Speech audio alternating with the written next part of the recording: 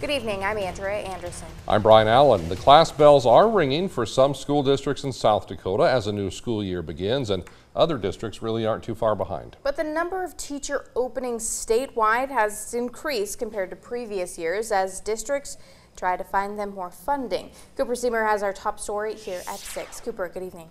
Yeah, Brian and Andrea, teacher openings in South Dakota are on the rise, according to the latest data from the South Dakota Teacher Placement website. That number of openings increased by about 3 digits as state lawmakers, school boards, and education groups try and find solutions to get more teachers into the candidate pool.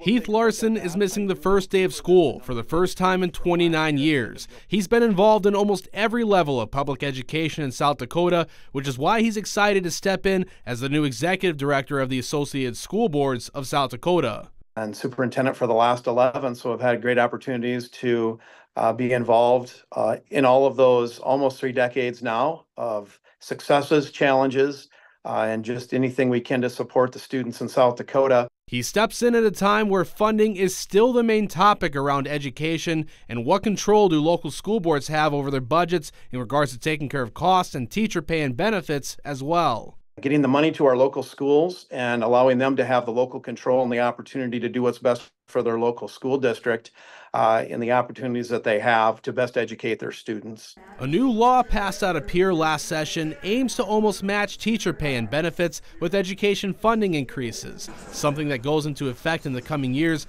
all in an effort to attract more candidates. At the end of last July, there were 250 teacher openings statewide. And just a couple weeks ago, that number sat at around 350. Larson says districts are working with lawmakers to try and make sure funding increases go to help that cause. We certainly want to make sure that we're getting the dollars in the hands of our teachers and our educators across the state of South Dakota and doing everything we can. But that districts will need to walk the tightrope when it comes to funding other staff salaries and utility costs as well. We also want that to be something that at the local district level they're able to manage from an operational perspective as well.